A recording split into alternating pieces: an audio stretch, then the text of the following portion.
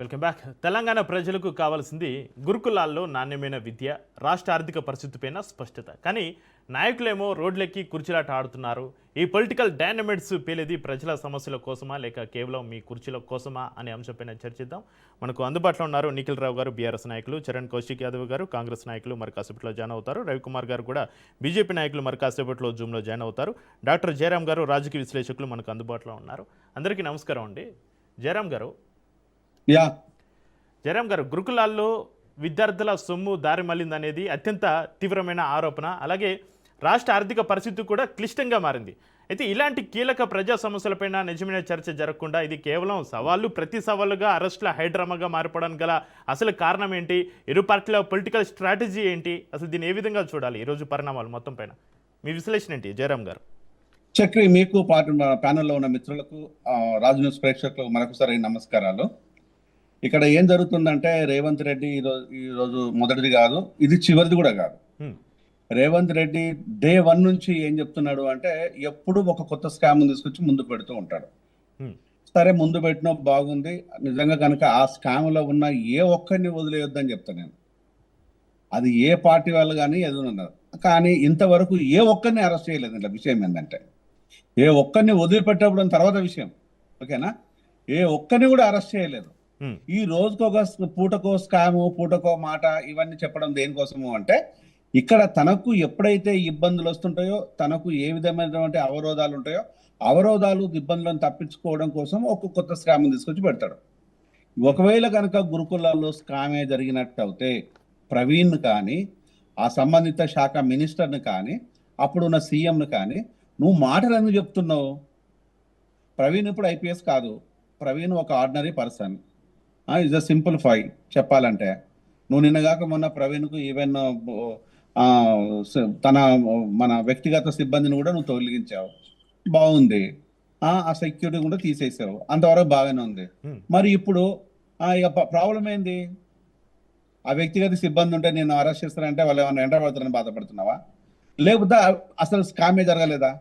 స్కామ్లు జరిగినాయి అని పూటకో స్కామ్ చెప్పడం కంటే మరి వ్యక్తులను ఎందుకు వదిలేస్తున్నావు? ఇప్పటి వరకు దగ్గర 3 years కంప్లీట్గా వస్తున్నాయి. ఇంకా కంప్లీట్ కాలేదు, దగ్గర 3 years గా వస్తుంది.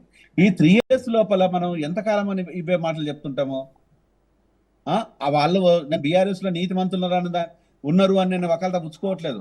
బీఆర్ఎస్ లో దోపిడీ జరిగింది అనేది వాస్తవం, అలా డౌట్ లేదు.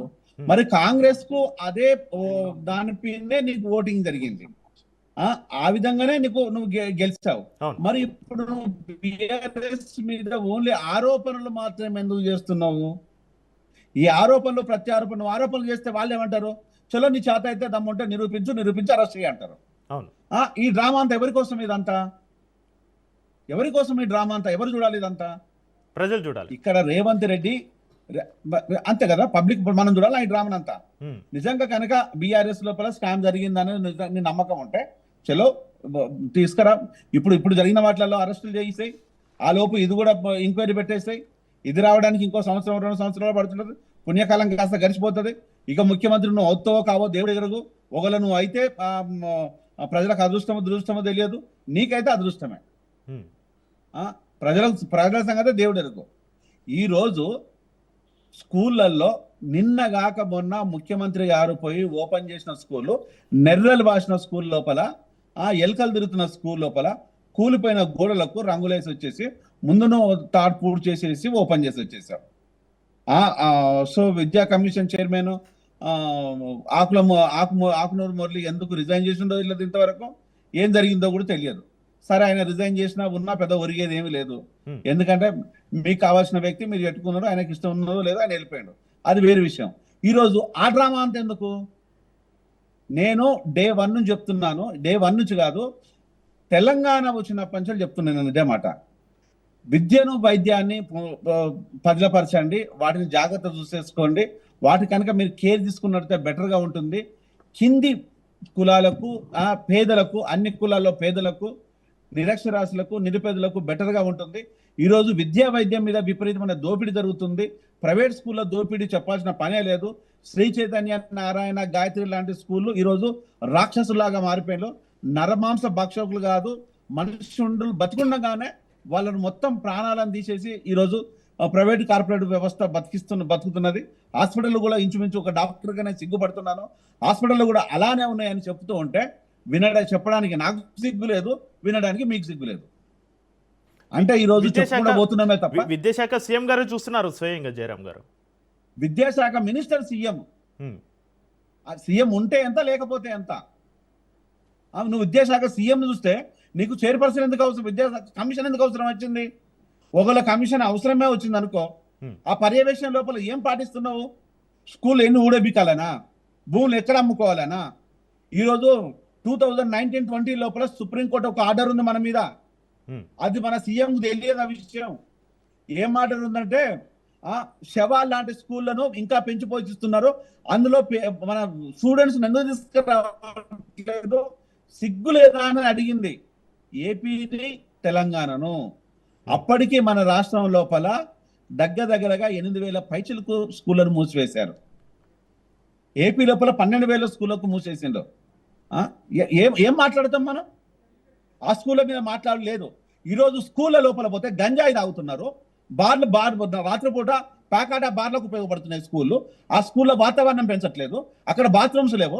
సనూర్ నగర్ లాంటి ప్లేస్ లోపల ఆడపిల్లలకు 700 మంది పిల్లలకు 2-3 బాత్రూమ్లు ఉంటాయి. ఆ బాత్రూంలో పోలేక ఆడబిడ్డలకు యూరినరీ ట్రాక్ ఇన్ఫెక్షన్స్ వస్తుంటే ఆ బిడ్డలు ఏడుస్తున్నారు. ఇది రేవంత్ రెడ్డి బిడ్డకు సంబంధించిన ప్రాబ్లమా, ఇదేమన్నా కేటీఆర్ బిడ్డకు సంబంధించిన ప్రాబ్లమా, లేకపోతే రాజకీయ నాయకుల బిడ్డలకు సంబంధించిన ప్రాబ్లమా, కొడుకులకు సంబంధించిన ప్రాబ్లమా? ఇది నిరుపేదలకు, నిరక్షరాస్తులకే కదా. సిగ్గు ఉండొద్దు మీకు, కొంచెమైనా సిగ్గు అనేది ఉండొద్దు. మీ బిడ్డలు అదారే ఉంటే ఉంటారా? చదువును ఈరోజు అంగట్లో పెట్టి అమ్ముకుంటున్నారు. ఈరోజు విద్యను, వైద్యాన్ని అమ్ముతున్నారు. దానికోసం ఎవడు మాట్లాడు? బీజేపీ మాట్లాడదు, బీఆర్ఎస్ మాట్లాడదు, కాంగ్రెస్ అసలు ఏమీ లేనే లేదు. ఎవడు మాట్లాడాలి? మాలాంటి వాళ్ళు మాట్లాడితే ఎంత మా వాయిస్ ఎంత, మా లిమిటేషన్ ఎంత? ఈరోజు రాజకీయ పార్టీలు మాట్లాడితే మేము మాట్లాడితే దానికి ఒక బెనిఫిట్ ఉంటుంది. మేమే నెత్తిలేసుకొని మాట్లాడితే ఏం జరిగింది ఈ లోపు?